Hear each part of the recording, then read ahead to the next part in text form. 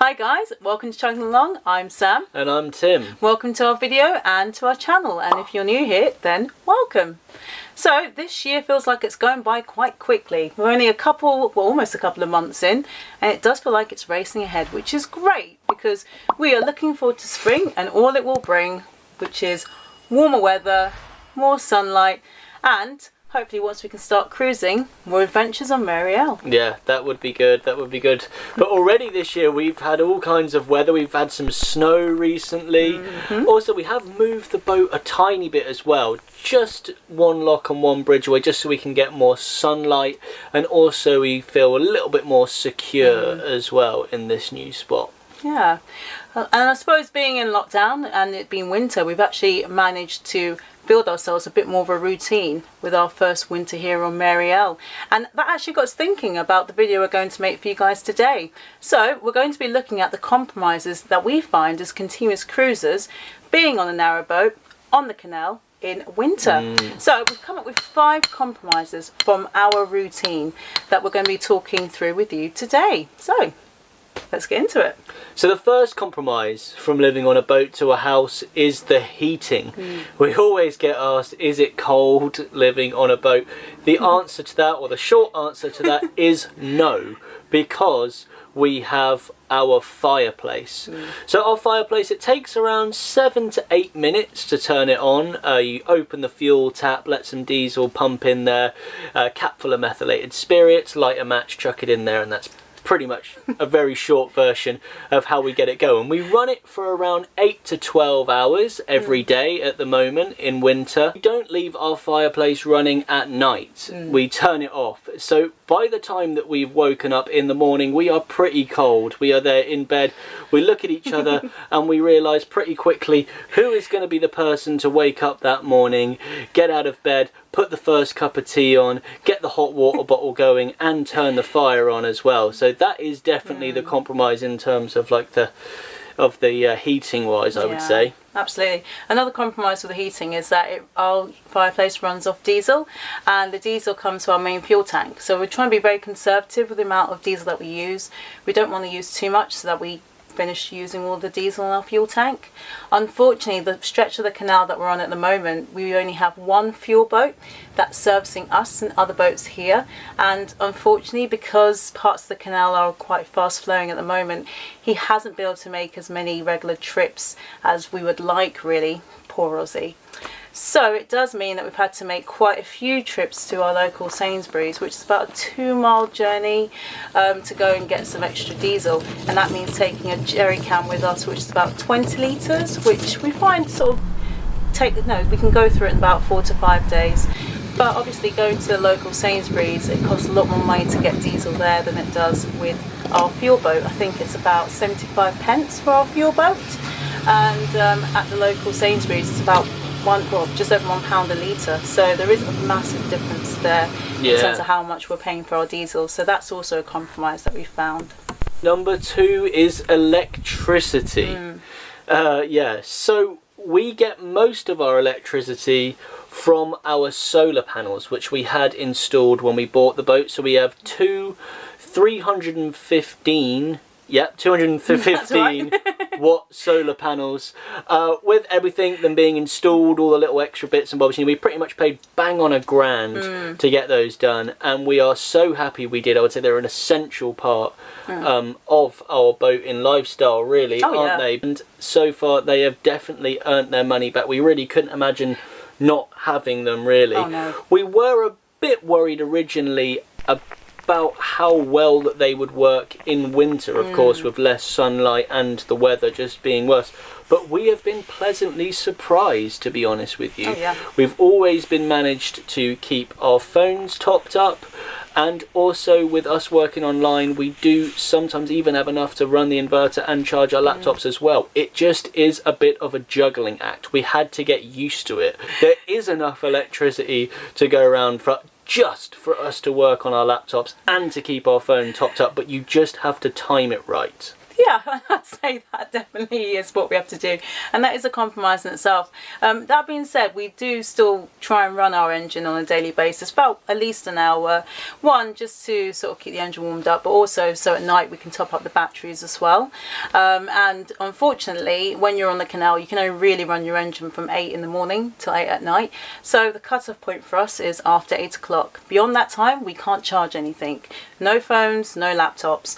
Plus, we want to try not to use our laptops in the evening because we want to keep the battery charged as much as possible on our laptops for the next day when we have to do work. So it does mean that entertainment in the evenings can be a bit limited. We tend to use our phones actually a lot for entertainment. Yeah, is that right? I can really imagine having a big TV and all the rest of it. But yeah, I mean, it would be nice. I mean, I'm trying to think where the space would be. Yeah, I don't think we've got it. I Yeah. don't think we do. Although we did think about potentially maybe getting a battery charge pack. I think that was another option we looked into. Yeah, we have had a look at that, and we did think about it at one point when we sort of didn't understand our consumption as well as we do now. And I would say that battery charger, a big power pack thing wouldn't work as well. I would say it would work when we're not in lockdown and we can just go to a pub, bring a big charge pack there, plug it into the wall, and then have a pint, and by the time it's done we can charge everything off that for a couple of days or something like that, or go to a coffee shop, do the same thing. Then I think a charge pack really would be good, but at the moment I think we take in all of the electricity that we get and we use it in the most efficient way that we can. So maybe a charge pack in the future, but at the moment I don't really see it working that well. No, yeah, I understand your point on that one, although mind stops boggling when you think about what life would be like if we were with Mary out in the marina with unlimited electricity. That would be something to think about, because obviously then you're not restricted in terms of how much electricity you can use during the day, and we have thought about that, and the mind does start wondering in terms of what you can actually get away with charging in the evenings. Compromise number 3 is water. So I particularly didn't realise how important this would be when we first bought our boat, topping everything up for the taps, the showers, the washing machines and the rest of it. But that is also something we have to really compromise about at the moment, because like Sainsbury's, we are 2 miles away from a water point, so it's 4 miles there and back to walk. The way that we get our water at the moment, as you saw for Christmas, we got an aqua roll which can carry 40 litres, and we can walk down there and go and top that up. Also carry 6 litres on our backs, so we're 3 2-litre bottles just for drinking and glasses and swigging at the bottle, etc. We usually do that around every 4 to 7 days, so it's quite a long time. It's good exercise. It does feel like Lord of the Rings. We're on a real quest to go and get it. But there you go. So we seem to get by better just by walking there and back and doing that every few days and putting in the 2 strong legs formula. Yeah, it's a massive compromise though, and it does get us thinking about how much water we're actually using. So like Tim says, we're limited to how much water we can actually fill into our tank, so we don't run taps for any longer than we have to and things like that. It does mean that unfortunately we haven't got enough water to use items that would actually use or require more water. So for example, the washing machine, it would be great to do a nice load of washing, but without enough water that's not really going to happen. So if we have to do any washing, then we just get buckets and do some hand washing of clothes that way, which works just as well. It also does mean that another way we can try and save our water is by having bucket showers. So we've been having bucket showers, which basically it's just putting water into a bucket and using that for our shower. Works very well for us because one, we actually know how much water we're putting into the bucket, so it gives us a better handle on how much we're using, and 2, we can also ensure that our water's hot, because our hot water comes from running our engine, but in order to get enough hot water that I suppose is warm enough to have a shower, you need to run the engine for about 2 to 3 hours, which is quite a lot of time. So bucket showers have been great. They work very well for us, nice and warm and nice and easy. So yeah, that works out quite well. Compromise number 4 is shopping. So, as we mentioned earlier, our closest supermarket is 2 miles away, and regrettably, it is a Sainsbury's. We do have our favourite supermarket, Aldi. It's a bit further away. I have ridden there on the bike a couple of times so you can carry less stuff. So we do end up usually going to John's. John Sainsbury's. Oh, right, I was thinking so. Yeah. As much as we love Aldi, Sainsbury's is obviously a lot more convenient for us to get to, and it's also more convenient for a big shop because we have to carry a lot of items. We like to try and do a big shop every 2 weeks. One, because it just gives us a better handle on what we're buying for the boat, so it's more cost effective for us. And 2, I like to plan out meals and what we're going to eat that week, so that's why it has worked out quite well for us in that sense. Although, that being said, obviously there are going to be some items that will run out a lot sooner. So things like bread and milk.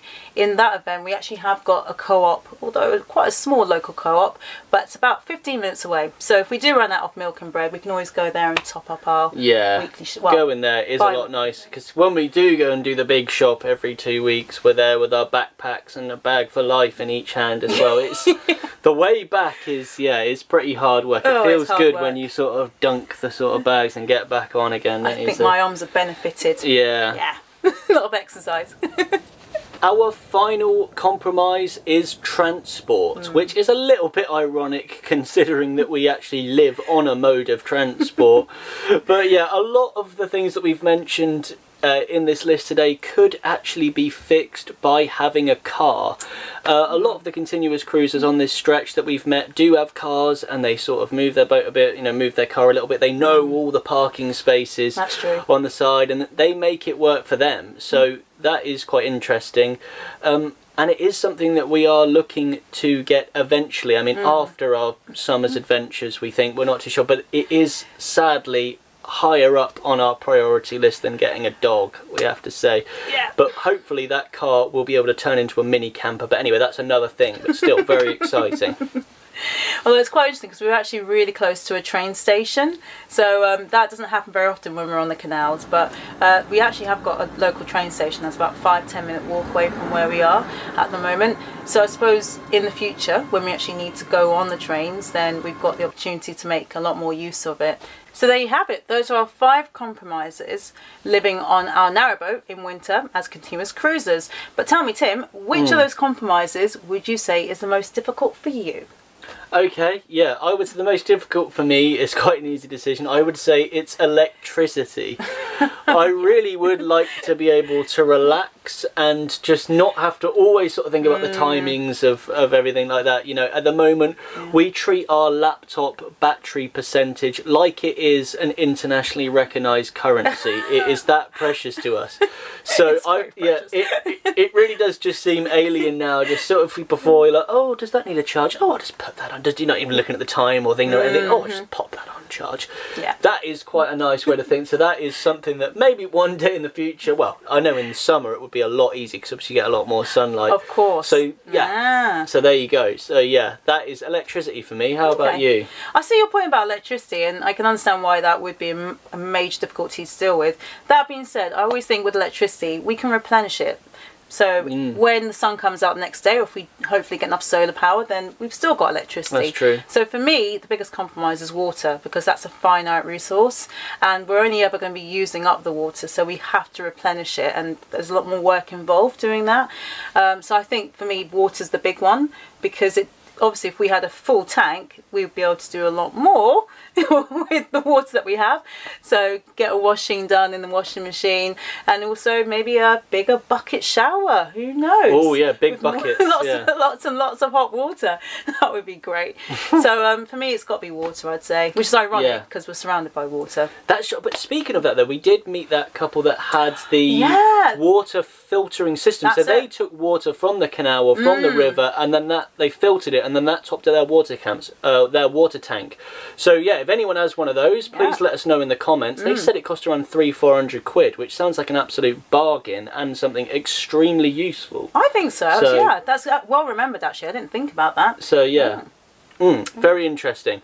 Anyway, right, please let us know in the comments, what compromise would you find most difficult to deal with if you were to live on a boat, or even if you do live on a boat, let us know. So it's heating, electricity, water, shopping, or transport. So please comment that below with your reason. We love going through your comments.